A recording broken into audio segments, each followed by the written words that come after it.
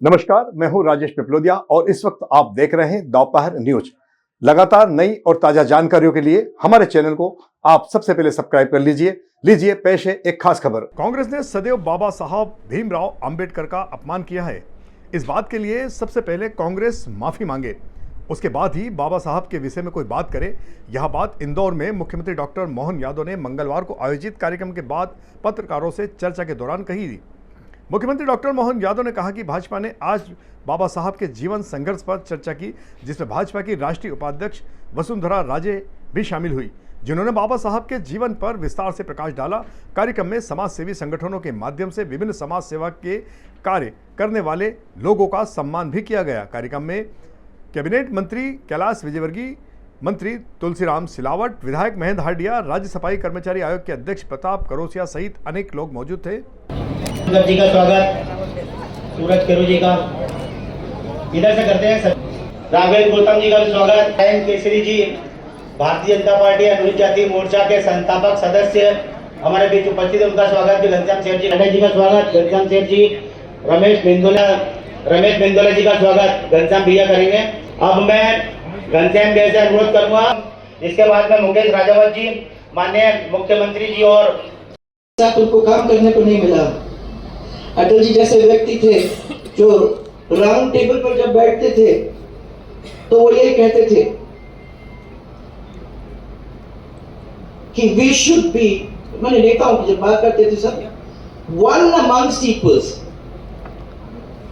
माने सब अच्छे सोचने वाले पढ़े लिखे व्यक्तियों के बीच में हम भी एक होने चाहिए, माने ऐसा ग्रुप हमारा होना चाहिए, यही वो कहते थे। पर वो लोग मानते नहीं थे और इसीलिए उन्होंने इनका बड़प्पन समझा नहीं। दूसरे देशों ने समझ लिया पर इन्होंने नहीं समझा। उनका नाम तो उन्होंने बार बार इस्तेमाल किया है, परंतु उनका सम्मान करने में पीछे नहीं।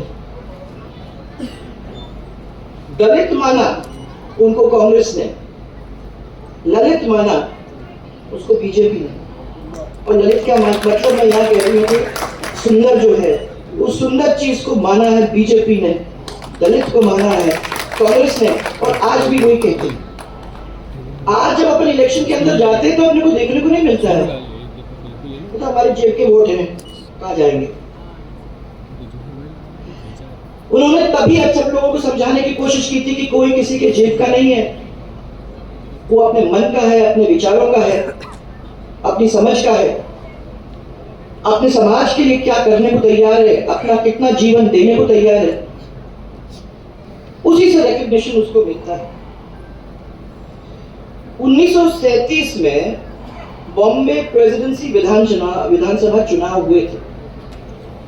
इसमें कांग्रेस ने डॉक्टर साहब के सामने एक बहुत प्रसिद्ध क्रिकेट वाले थे, वो क्रिकेट के खिलाड़ी थे, उनका नाम, जिन्होंने जब मकान लेकर के उसका सार्वजनिक रूप से उपयोग करने के लिए एक स्मारक की बात करी तो आसपास के कॉलोनी के लोगों ने केस कर दिया कि यहाँ मत बनाओ, यहाँ नहीं बना सकते। लेकिन भारत सरकार के प्रधानमंत्री ने तय किया कि चाहे जो हो जाए, बाबा साहब ने जहाँ 2 साल शिक्षा अध्ययन किया है वो तो स्मारक बनना चाहिए। और वो मुझे इस बात की प्रसन्नता कि इंग्लैंड के न्यायालय में हमारी जीत हुई और वो तीर्थ के रूप में बना है। ऐसे कई कारणों से हमारी पार्टी ने बाबा साहब का ये जो योगदान है सामाजिक एकता के लिए, इसको इस रूप में भी देख सकते हैं। जिस लंबे समय की गुलामी के बाद भारत ने जब मौका अपनी आजादी का पाया, तो आजादी के बाद सभी समाजों को साथ लेके चलने के लिए जो मूल सिद्धांत था कि अगर हमको सामाजिक एकता रखना है, भारत को लंबे समय तक अपनी आजादी पे गर्व करना है, तो निश्चित रूप से जातिवाद के दंश से बाहर आना चाहिए। इस भाव के आधार पर अम्बेडकर जी ने अपनी यात्रा प्रारंभ की थी। मैं भारतीय जनता पार्टी के नगर अध्यक्ष मिश्रा जी को भी बधाई देना चाहूंगा, जिनके नेतृत्व में आपने इस गंभीर विषय के लिए विस्तार से बात करने के लिए सुयोग्य वक्ता को भी बुलाया। और मुझे इस बात का गर्व है, मैं मध्य प्रदेश सरकार की ओर से माननीय आपका अभिनंदन करता हूँ, स्वागत करता हूँ। और मैं तो आपका डॉक्टर भीमराव अंबेडकर जी के विषय को लेकर के हमारे राष्ट्रीय उपाध्यक्ष राजस्थान की पूर्व मुख्यमंत्री श्रीमती वसुंधरा राजे यहाँ आई थी, मैंने उनका अपनी ओर से अभिनंदन भी किया और अंबेडकर जी को विषय को लेकर विस्तार से जिस ढंग से बात रखी है, ये बात सही है कि आज़ादी के समय और आज़ादी के पहले जिस प्रकार से अंबेडकर जी का अपना जीवन पूरे समाज के लिए, खास करके वंचित, शोषित और SC, ST, OBC सभी समाजों को लेकर के जातिगत विषमता जो थी इसकी तरफ उनका बहुत बड़ा योगदान है। लेकिन ये बात भी सही कि कांग्रेस और कांग्रेस के नेताओं ने सदैव अंबेडकर जी के उस योगदान को नकारने का प्रयास किया। अंबेडकर जी के जीते जी उनको चुनाव नहीं जीतने दिया, यहाँ तक कि उनका अपना जीवन का इतना उत्कृष्ट समय था कि उनकी योग्यता के हिसाब से उनको मंत्री पद भी नहीं दिया। ऐसी बहुत सारी बातें हम सब जानते हैं। इतिहास के अंदर इतिहास की वो गलती जो कांग्रेस ने की है, अब अंबेडकर जी का नाम लेकर कांग्रेस अगर वोट मांगने निकलती है तो पहले अंबेडकर जी के जीवन के अंदर कांग्रेस ने जो अन्याय किया है पहले उसकी माफ़ी मांगे, फिर जनता उनको माफ़ करेगी।